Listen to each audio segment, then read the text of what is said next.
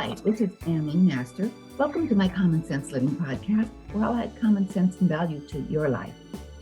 Get a pen and paper because you may want to take some notes today. I have a special message for you. I spent the last weekend in Hot Springs, Arkansas at a spiritual event, connecting with Mother Earth and all that is. I came home so full of love. So with that, I have 4 separate things about love, forgiveness, and what some people call woo-woo, more spiritual inclined. So I'm going to start with Dr. Margaret Paul. She's a best-selling author in Inner Bonding. I found this on the internet, and I felt it was very insightful. And take it to heart, get a cup of coffee, a drink, whatever, lean back. It's roughly about 18 pages. So I decided to share this because our world is so wounded, and it can start in childhood. So with that, let's get started. The 4 mistakes that block self-love and relationships. She says, I decided that I was willing to lose everyone else, but I was no longer willing to lose myself. I was terrified that if I started to take care of myself instead of take my parents, my husband, and my children, I would find out that everyone who said they loved me actually didn't love me, that they just loved how I loved them. I decided that I was willing to be hurt.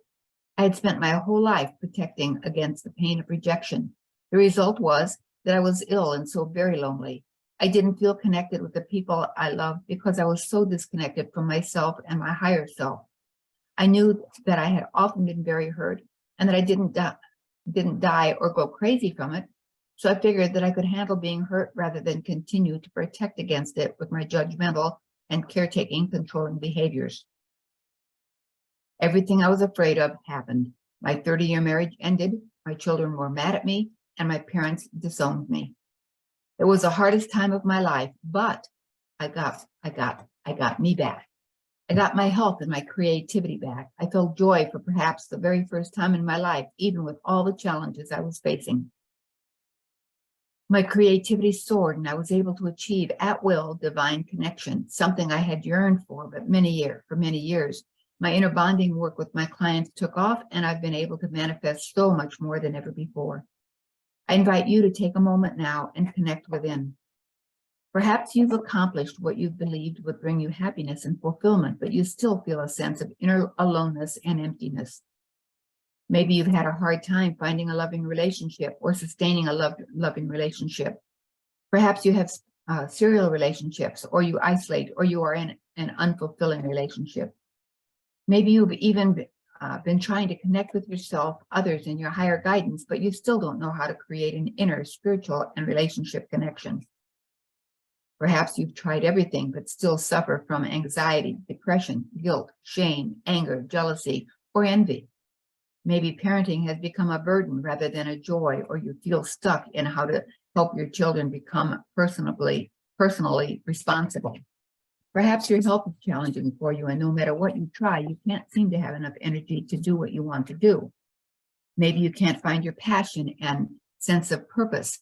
You don't know why you're on this planet.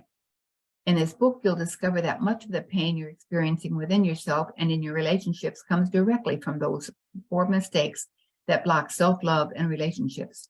I'm excited to share this life-changing information with you. One of the insights I had that completely changed my life is that at any given moment, we have only 2 choices regarding our intention. The intention to learn about love, starting with learning to love yourself so that you can share your love with others, and the intention to avoid pain through various forms of controlling behavior. The intent to control to avoid pain is our programmed default setting in our lower brain, the choice we go to automatically when we don't consciously choose our intent. Since our behavior follows automatically from our intent, choosing the intent to control is responsible for much of our unhappiness and our failed relationships. Most people operate on autopilot and aren't aware of their intent. Becoming aware of your intent moment by moment is vital for stopping the unloving, controlling behaviors that not only block self-love, but also shut down love with others.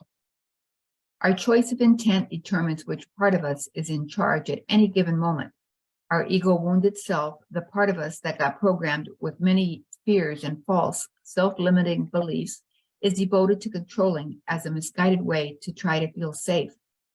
So when our choice is to control in an attempt to avoid pain, our programmed ego, wounded self, is in charge.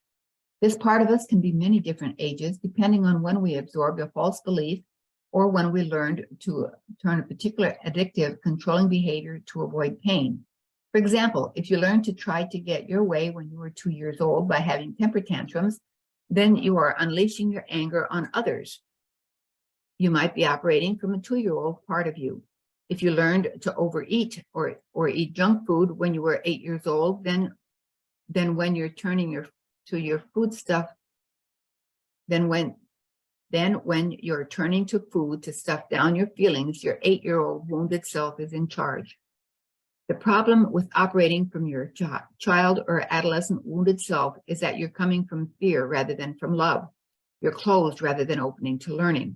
In this closed and fearful state, you can act out in ways that hurt yourself and others. When we act out from our ego-wounded self, we can't see ourselves. We think we're not good enough, so we reject and abandon ourselves and then project this self-rejection onto others, believing that others are rejecting us the way we reject ourselves. People often treat us the way we're treating ourselves. So when our intent is to control and we're treating ourselves badly, we're often then treated badly by others. Rejecting yourself is the opposite of self-love and will always lead to relationship problems. Our wounded self knows nothing about what is good and right for us and what is not good and right for us. Our programmed mind has no access to truth. Truth can never come from our limited mind with all its programmed false beliefs. The real source of truth exists only in our higher mind, our higher self, which we can access only when our intent is to learn about love and truth. For example, my client Tony knows that he has huge fears of being rejected or controlled by a woman. In all his relationships, he has consistently lost himself, finally leaving each time to get back some sense of himself. He's a very giving person, but he tends to give himself up to avoid rejection and then ends up feeling engulfed and controlled. So Tony has decided that it's loving to himself to avoid relationships. However, Tony is kidding himself if he thinks his intent is really to be loving to himself. In fact, his deeper intent is to avoid being rejected or controlled again. His deeper intent is to be safe from encountering his deepest fears. He rationalizes that he's been being loving to himself, but underneath, he's very lonely. He wants connection, but his ego-wounded self is devoted to avoiding pain. If Tony's intention were truly to be loving to himself rather than to play safe from pain, what would he do differently? He would stop running away from relationships and start dealing with his fears and his controlling behavior.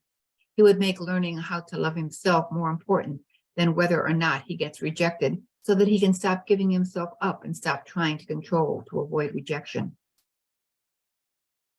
He would learn to stop taking rejection so personally and to stop attaching his self-worth to how others feel about him.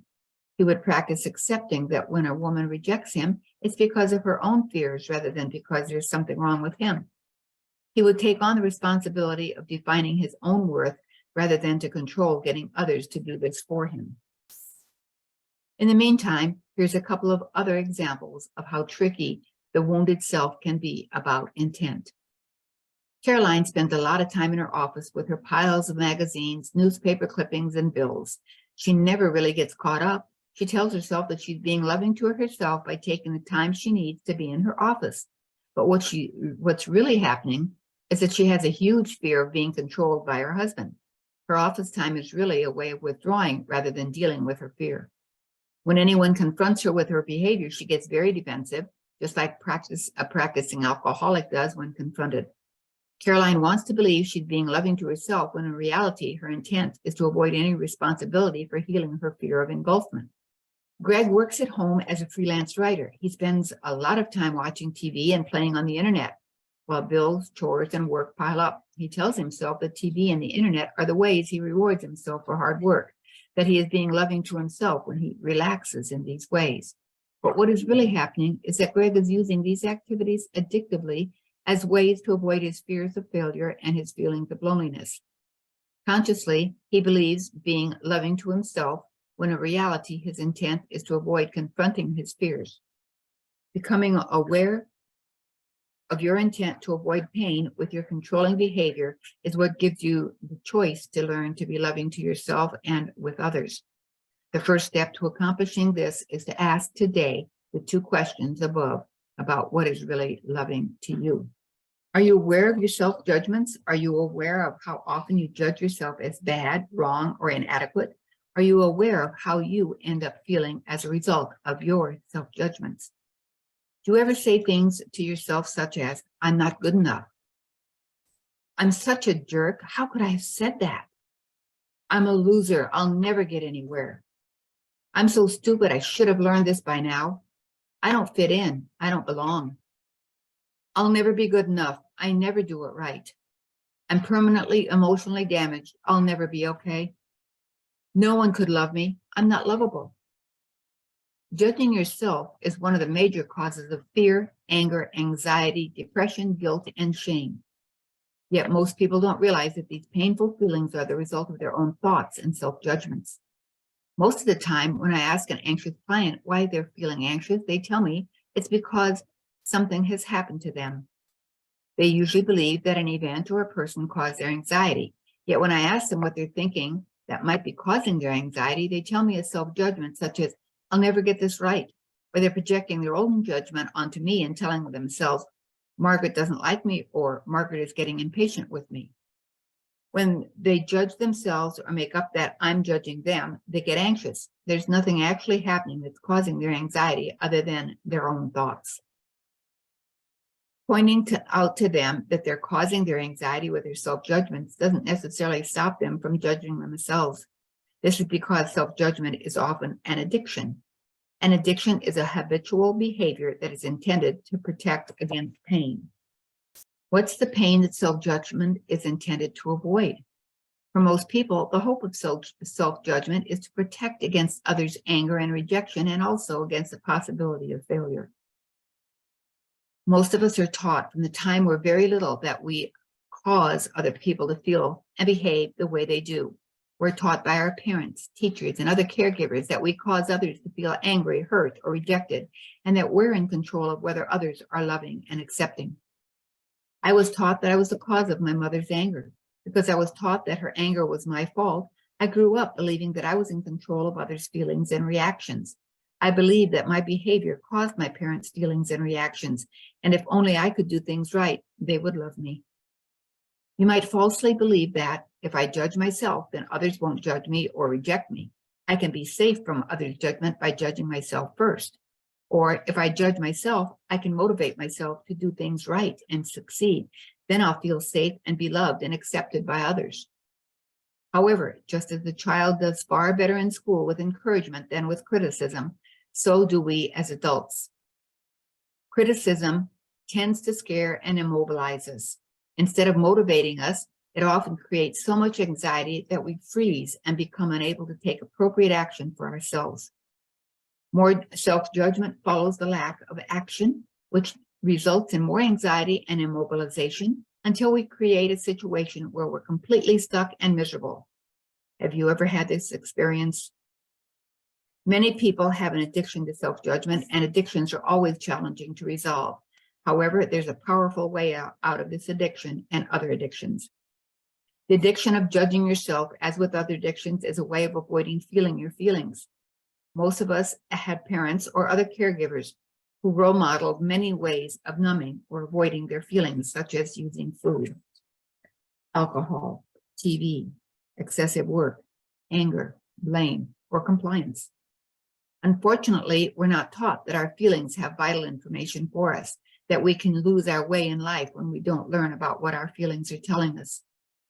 Not learning from your feelings is like trying to drive from Los Angeles to New York without a map or signs, road signs. It wouldn't take long to get hopelessly lost. This is what happens when you avoid your feelings rather than learn from them and lovingly manage them. Learning from and lovingly managing your feelings are vital for inner peace, joy, and loving relationships, and for healing the painful feelings of anxiety, depression, guilt, shame, anger, aloneness, emptiness, jealousy, and envy. When you judge yourself and then ignore the feelings that you're causing with your self-judgments, You end up feeling helpless and victimized by others or by life. Are you ready to discover that you're not at all a helpless victim? Are you ready to learn to heal these painful feelings and live a vibrant, creative, juicy, love-filled life? Margaret looks forward to showing you how. So here's an action step.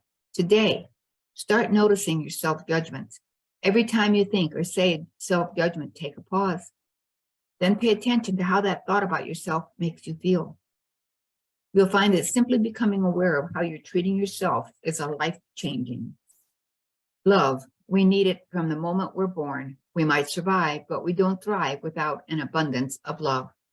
No wonder we work so hard to get it. No wonder we try to be perfect and do everything right to have control over getting love. No wonder we get anxious, angry, or depressed when we do not get the love we need. No wonder we use all kinds of addictions to numb the pain when we feel alone and unloved. I've worked with thousands of people who want a relationship, as well as with couples who are unhappy or struggling with their relationship. Invariably, one of the major mistakes they're making is that they're trying to get love from someone, falsely believing that getting another's love is what will fill their emptiness and make them feel lovable, safe, secure, and worthy. Nothing could be further from the truth. Getting love is like eating sugar and processed carbs. It feels good for the moment, but then you want more and more. A love addiction is like a sugar addiction. It never lasts for long before you crave more and more of it. There's no doubt that the feeling of love is one of the very best feelings in the world, but many people make the mistake of believing that it's getting love from others that creates the best feeling. Take a moment right now to think about your real intention, when it comes to love. Is it most important you get someone to love you to get love? Is it more important to you to be a loving person, to give love to yourself and others? At any moment, you can have only one of these two intentions. The one you choose determines your experience of love. Most people move into relationships to be loved rather than to be loving. Since most people did not feel loved in a way they needed as children, and their parents did not role model loving themselves, they believe that getting love will make them feel the best about themselves.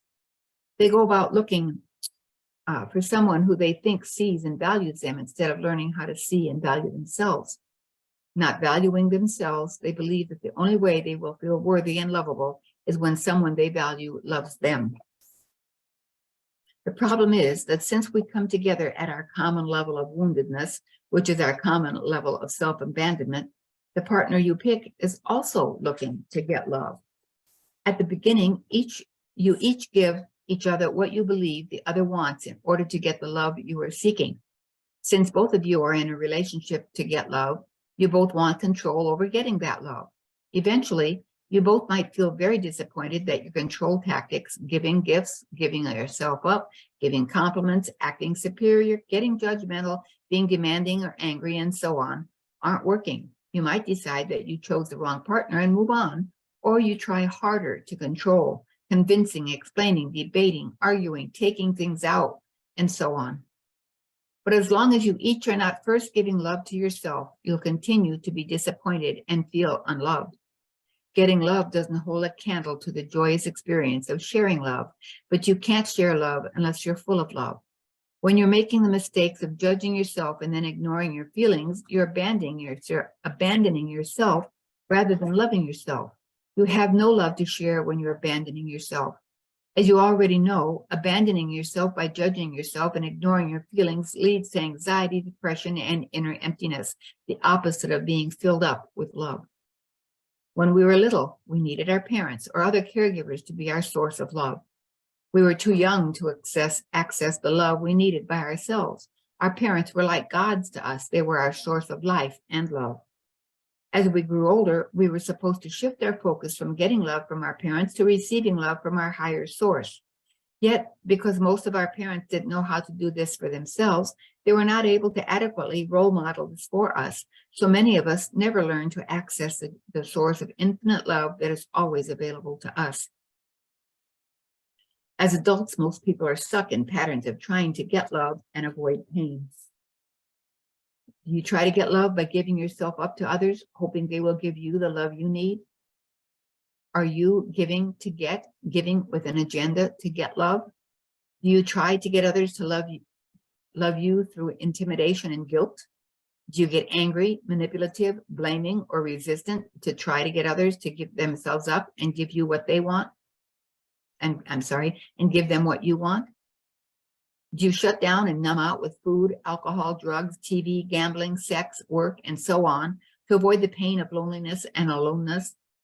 Do you use addictions to avoid the pain of not feeling loved? Are you trying to make people, substances, things, or activities your source of love? There's only one true source of love, the universe we live in, God, spirit, higher power, or whatever your concept of that is. The energy of the universe is love, and that love is always around us and within us, but you'll feel it only when your heart is open and learning about loving yourself. As long as you're trying to get love from others and avoid pain with your addictions, your heart is closed and you can't feel the love that is always here for you. When you shift your intention away from getting love and avoiding pain and toward loving yourself and sharing love with others, you stop feeling empty, alone, and lonely. Only when you stop making people, things, activities, and substances your source of love and you turn to a spiritual source will you feel the fullness of love within. However, many people have tried different ways to access the love that is our source, and still don't experience a two-way, at-will connection with their spiritual source. I tried for years until I finally discovered the secret to at-will spiritual connection. When our intent is to learn to love ourselves and share our love with others, our heart opens, and the love that is God comes into the physical body and fills us with the delicious feelings of love, joy, and peace. Love is always available as the air we breathe. Yet most people don't go through their days filled with joy, love, and peace. Instead, they feel empty and alone because they don't know how to access the love that is always available to them. If you've never had the experience of sharing love, you may not realize what you're missing. You might continue making the love-blocking mistake of trying to get love. The ego-wounded self doesn't understand the vast difference between getting love and sharing love. Because getting a bit of love from someone feels good, the ego-wounded self thinks that's the best feelings come from getting love. Until you have the experience of filling yourself with love, you don't realize that learning to love yourself brings a far greater joy than getting love. And until you know how to love yourself, you cannot experience the even greater joy of sharing love with others. There's no addiction, no drug, no food, no experience that comes close to the incredible joy of feeling full of love that's always available to all of us and sharing that love with others. Sharing love is totally different than giving to get love. Sharing love comes from a full place, within, a place that doesn't need anything back from another person. When we learn to take loving action on our own behalf, we get so filled with love that it just overflows, and we receive great joy in sharing our love. We no longer try to be the source of love for others, nor do we make others our source of love. When you learn how to take responsibility for loving yourself, for defining your own worth, taking loving care of yourself and filling yourself with love, then you seek a relationship in order to share your love with another. You seek relationships as learning opportunities to further develop your ability to love yourself and others. Relationships become opportunities to grow, play, share, and love rather than to get love, attention, security, and validation. When your intent is to be loving, you don't see relationships as having to meet your needs. Love, real love, doesn't need anything from the other person. Real love is giving care, compassion, and understanding for the joy of loving rather than with an agenda to get love or approval back. Until you choose to learn how to take responsibility for your own feelings of pain, joy, worth, and security, you'll likely look for someone to take away your pain and make you feel safe, worthy, and secure. The belief that someone other than you can do this for you, and that if they love you, they'll do this for you, is a major false belief that causes many relationship problems. Everything changes when you decide that your primary intention is to be loving rather than to get love. Once you make this decision, then you'll naturally go about learning how to be loving to yourself and sharing your love with others. Until then, you'll be trapped in trying to get someone else to give you the love you need, and this will never happen because it can only come from you. Their love is wonderful when they offer it, but you're the only one with yourself 24/7. So you're the only one who can consistently bring yourself the love you need. So here's an action step. Today, begin to notice how often you try to get love and approval from others to make you feel worthy. Additionally, pay attention to how tense this makes you feel. Controlling behavior blocks love, but when you believe that you need others to be your source of love, then you're stuck trying to have control over getting love. Before going further in describing this love-blocking mistake, let's define controlling behaviors. Controlling behaviors are those actions intended to control your own feelings, control how people feel about you and treat you, or control the outcomes of things. The intent to control is the first love-blocking mistake in this book. As I stated in mistake number 3, we try to control because our ego-wounded self falsely believes that our feelings of worth, safety, and security come from others loving us, rather than from learning to connect with our spiritual source of unconditional love and bringing that love to ourselves. All of us have grown up learning many different ways to control. We had to as part of our survival. So it's important not to judge yourself as you learn about your controlling behaviors. Remember, self-judgment is a love blocker and it cuts off learning. Instead of judging yourself when you try to control in the following ways, be open to learning about your false beliefs that lead to these controlling behaviors.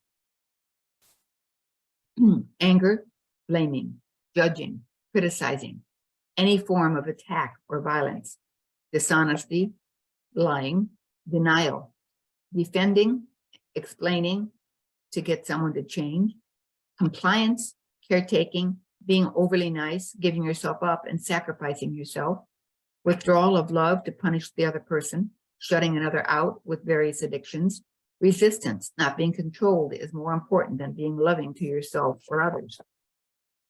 Often we try to control others in the ways our parents tried to control us or each other, or in the ways we learned in childhood from siblings, other children, or from the media.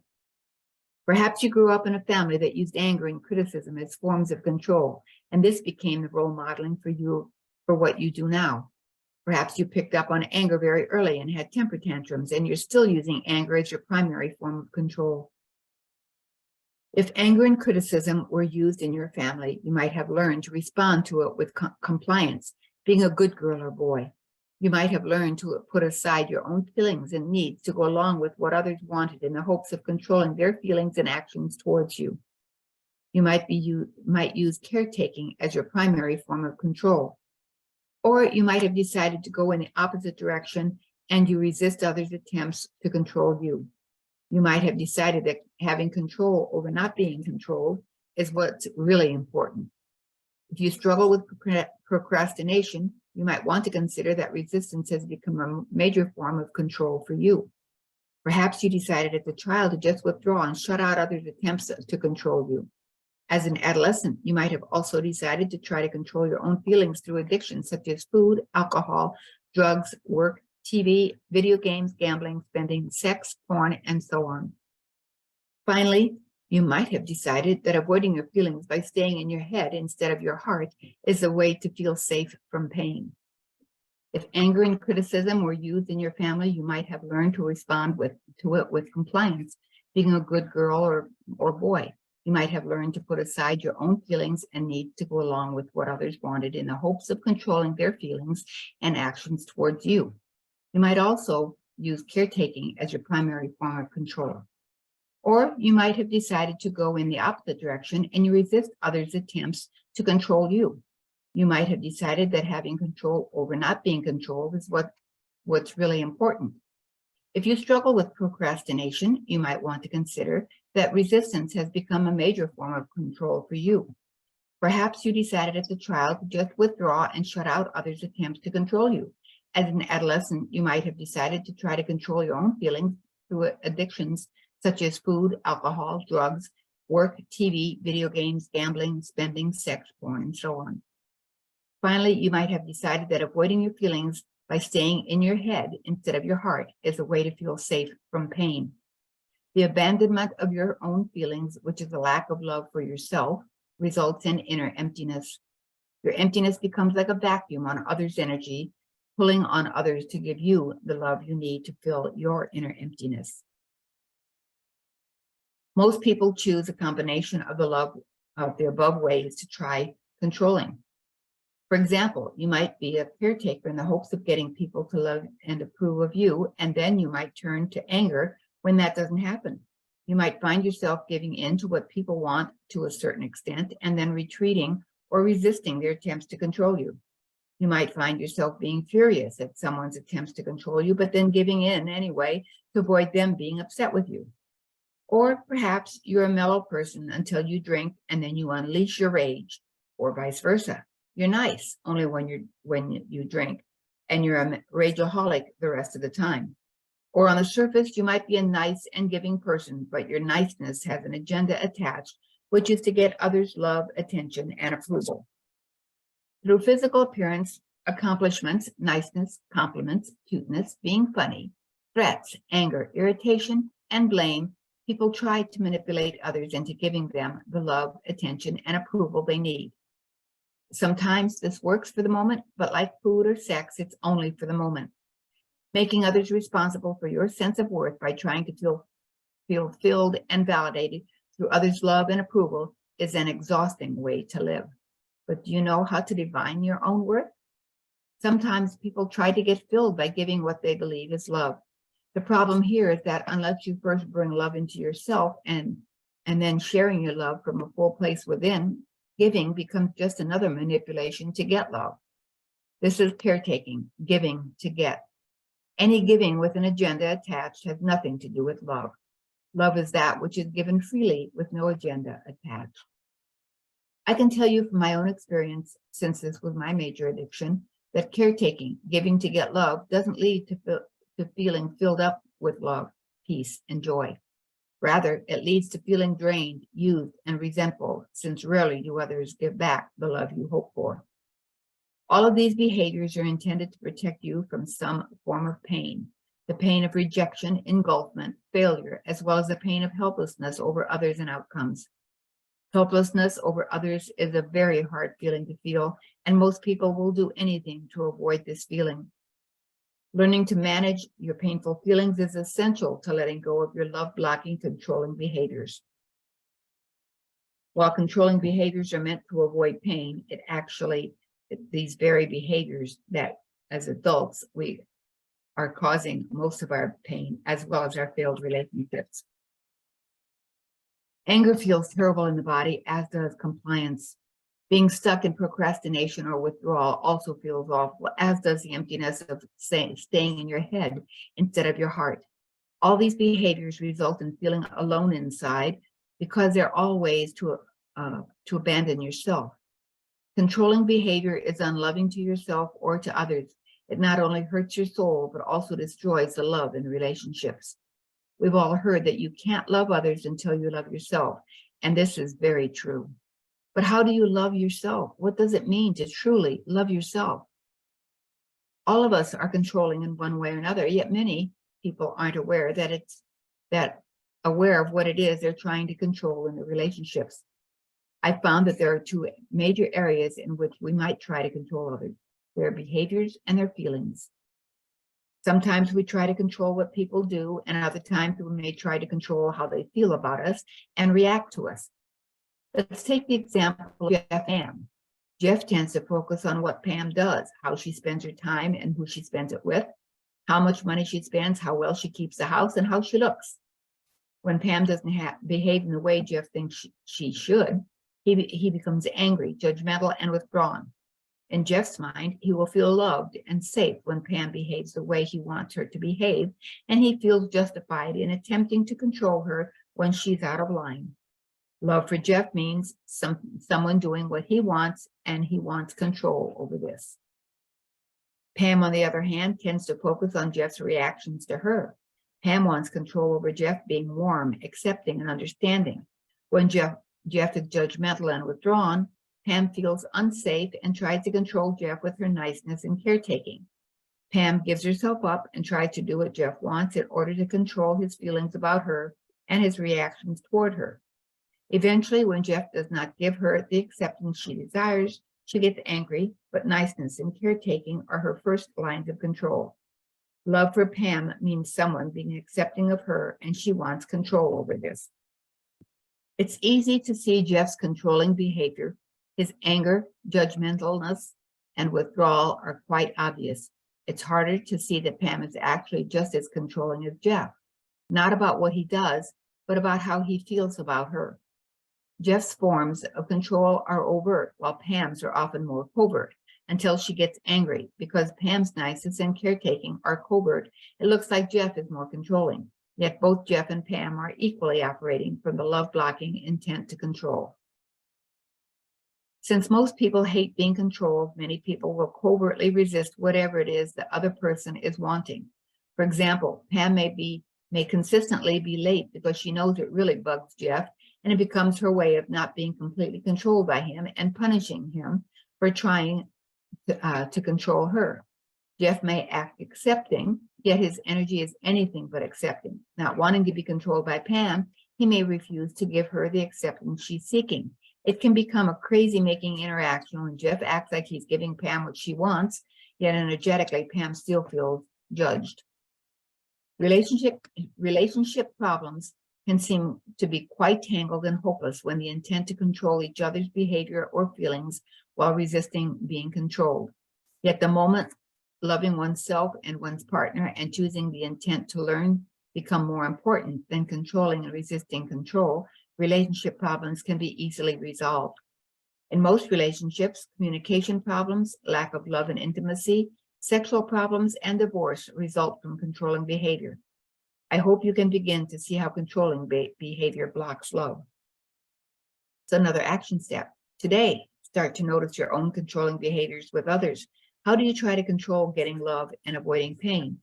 How is this affecting your relationship with friends and loved ones? Remember, control can be subtle.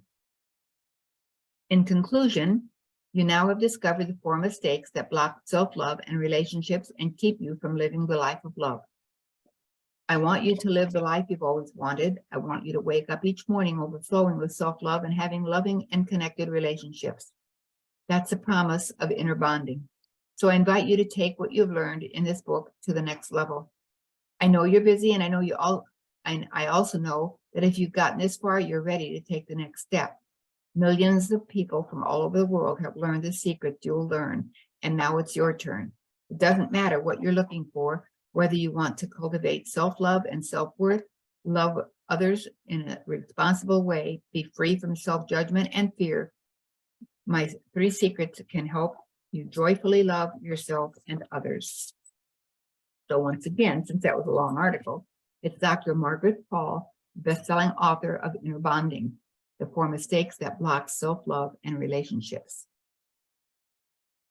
So we're done with that one. And let's see. So let's go with forgiveness. Because if we are trying to control love and we forgive ourselves for our mistakes in that, perhaps that's a good thing to go with next. So in 2021, and this is another one I got off the internet, so I am reading it as though I am that person. And I don't believe I have the author on this. So in 2021, I left a relationship that meant a lot to me. I put my heart and soul into it. I wanted it to work. I wanted to learn and grow in and with the relationship. It came to a point where I wasn't being seen, and it hurt deeply. I couldn't fully express myself anymore for fear of the reaction, and the reactions of this person were becoming tinged with more and more anger. Never violent, but scary nonetheless. My soul felt suffocated. It was time to leave, and it broke my heart. This began a journey that ultimately led me to explore forgiveness in different ways that I had in the past. Leaving the relationship was hard, even though I knew it was the right thing to do. I wasn't growing. I wasn't seen for who I am, and I wasn't being heard, and my soul was not lit up. There were a lot of ups and downs along the way in the healing process, of course. Then I really hit a wall where the sadness and the grief just felt different. They felt dense. It felt more challenging to explain them away.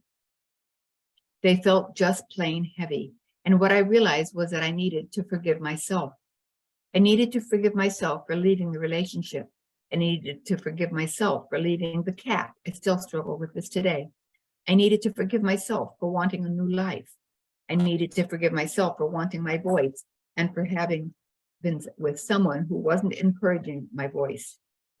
Once I did take steps into my new life, it became clear to me that what I really wanted was to step into my power as a healer, an entrepreneur, a coach, and a teacher. What I longed for the most was my sovereignty. There was, and sometimes still is, fear about stepping into and owning my power, but I knew that I wanted to. The desire for it comes from a deep place within. In realizing that I needed to forgive myself, it opened up a new door of healing. And now, almost 2 years later, I'm not fully forgiven. I'm in process with it, and one of the keys to my recognition is that that I can't do it alone. When I say I can't do it alone, I mean that I need assistance from my spirituality. And to do this, feel my feelings, be human, and move forward. I need help from the very essence, of course, from which I came. I need to ask Spirit to be a bridge to God, a bridge to the wholeness from which I designed, so that I can forgive myself and move forward. There's an important side note. Having a connection to a higher power is something I've worked on. It doesn't come entirely naturally because of my Catholic upbringing, where through my lens, I received the message that God is judgmental and vengeful. I recognize that everyone has their own experience of God and Spirit, and those experiences are vast and varied. It hasn't been easy for me to use the word God, but it feels like the best way to express my connection to Spirit at the moment. I want to be able to feel how it feels to forgive myself and allow space in my mind for me to have a good life, and space in my mind for him to have a good life without resentment, jealousy, or fear. It isn't spiritual bypassing to ask for help. It's spiritual bypassing to shove the feelings down or pretend that they don't exist, or to love and light them away. And forgiveness is to give something else completely. I'm going to give myself the opportunity to connect with Spirit to help me heal and to help me forgive. That's a piece of my journey so far. I want to help you connect to your bridge, your own higher power, so that you can learn to live forgiveness and create a more meaningful life. A life that has more joy, more calm, and more peace. A life that has more self, love, and trust. A life that flows more easily and welcomes well-being. A life that you enjoy living even when it's hard or sad. Being human is complex and messy. Accepting this truth can make it less challenging and a little less painful. Forgiveness is a way toward acceptance. Create the compassion that the world so desperately needs in 2023, beginning with yourself. Forgiveness is for you. Forgiveness is an act of compassion. Forgiveness creates peace. Let's go with an inspiration for the week. The means to fulfill your desires. You would not have, this is a message channeled from Shanta Gabriel, from Archangel Gabriel. You would not have the desire without the means to fulfill it. It has been said that inherent is in every problem is its solution. It is the same with your desires. Some part of you believes that it is possible, or you would not even have the desire. Your soul knows that certain desires are necessary for you to fulfill in order to accomplish your learning in this lifetime on earth. These are not the desires that are stimulated by mass marketing. These desires are the ones that are often very deep in the heart and so precious that you may have to give yourself permission to even think about them. Sometimes it is necessary to expand and stretch into the idea that all things are possible. It's important that we not to allow ourselves to rule anything out when first a creative thought pops into our awareness. That may be only the beginning of a dream or a desire that we truly need to entertain for our life to have meaning and purpose. The dreams that keep coming into my awareness are the ones that I now know I need to pay attention to, because my soul keeps prompting me and the desire won't go away. We live in a world of pure potential where we create changes and new life abounds through the focus of our attention. As spirituality and quantum physics come together, the power of this truth has been proven through years of scientific experiments.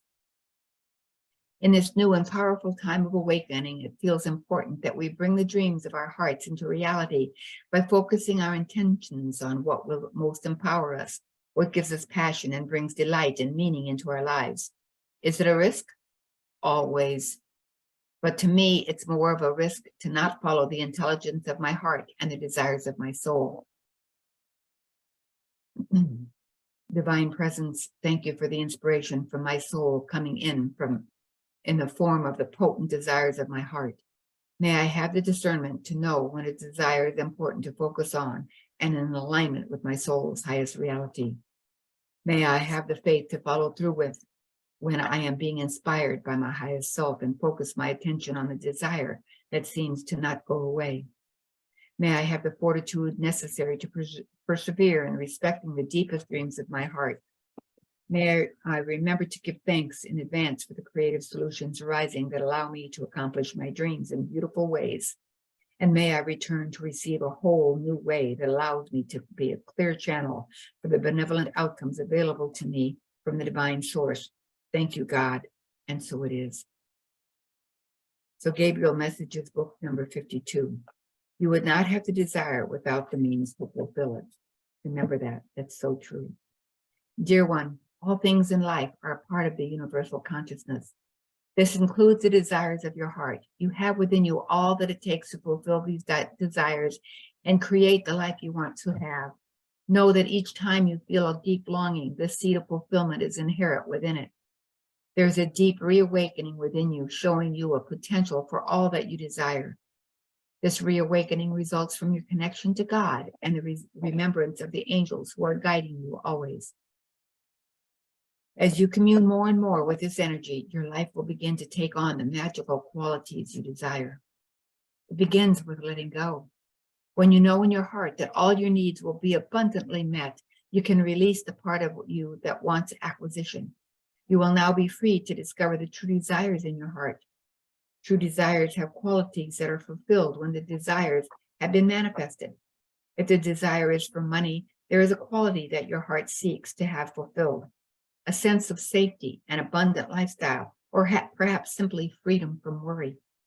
Becoming aware of these qualities allows you to take action to gain these first, which will then allow the material form to manifest in form which is in your highest good.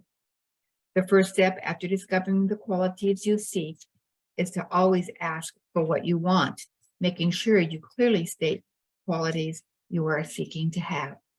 The angelic dimensions stand ready to assist you in the process of gaining all you desire in your life. Clarity is key. Practice. It is truly God's plan to have all beings live in a state of abundant joy in the freedom from fear.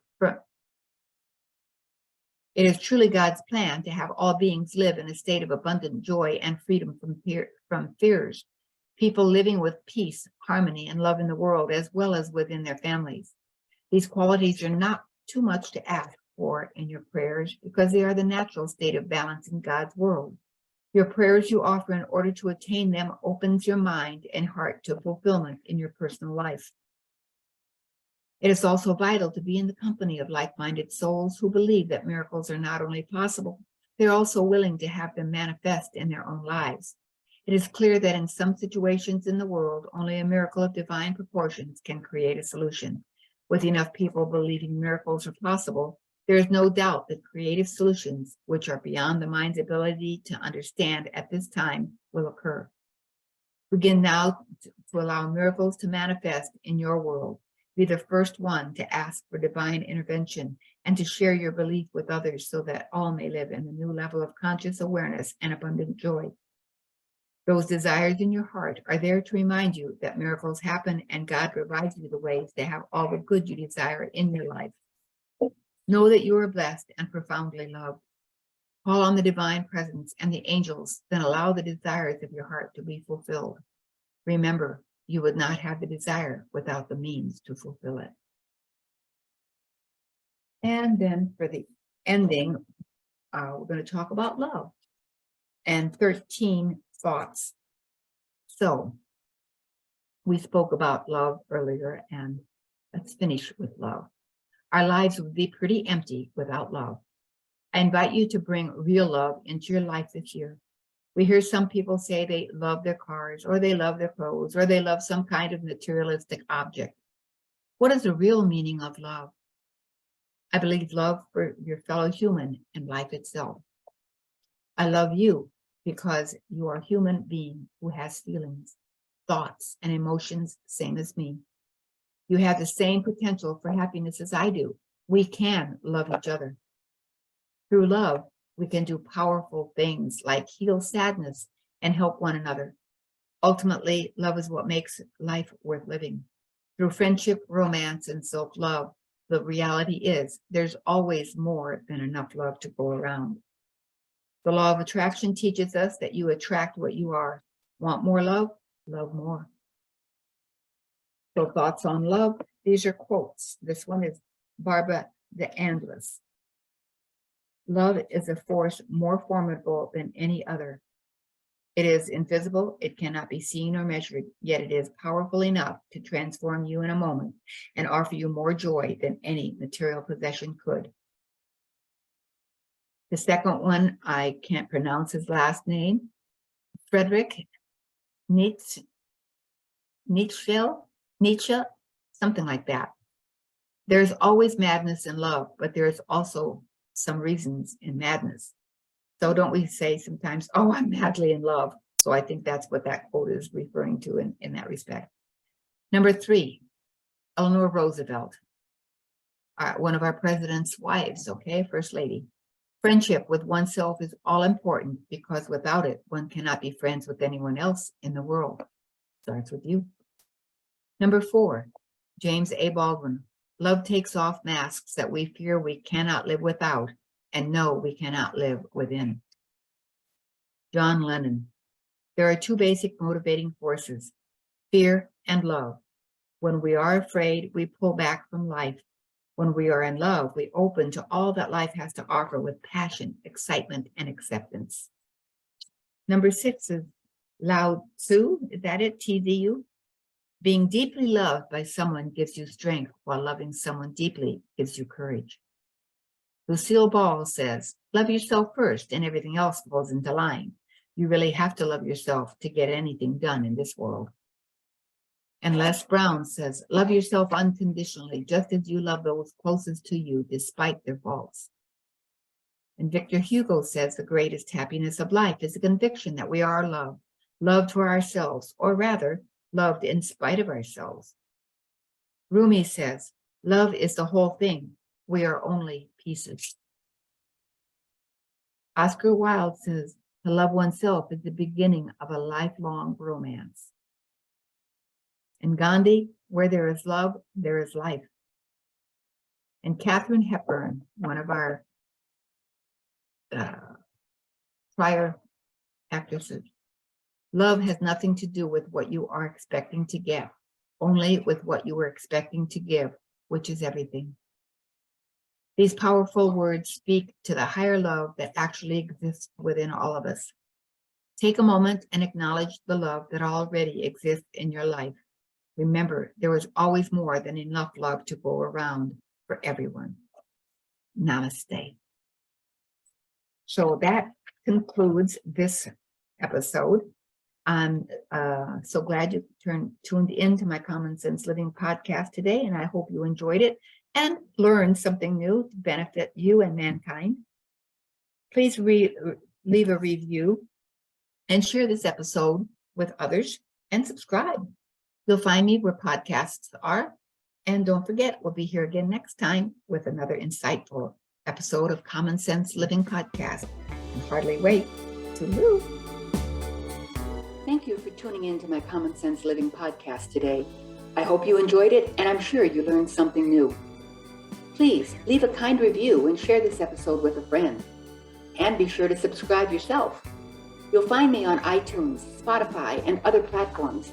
And don't forget, we'll be here again next week with another insightful episode of Common Sense Living. I can hardly wait.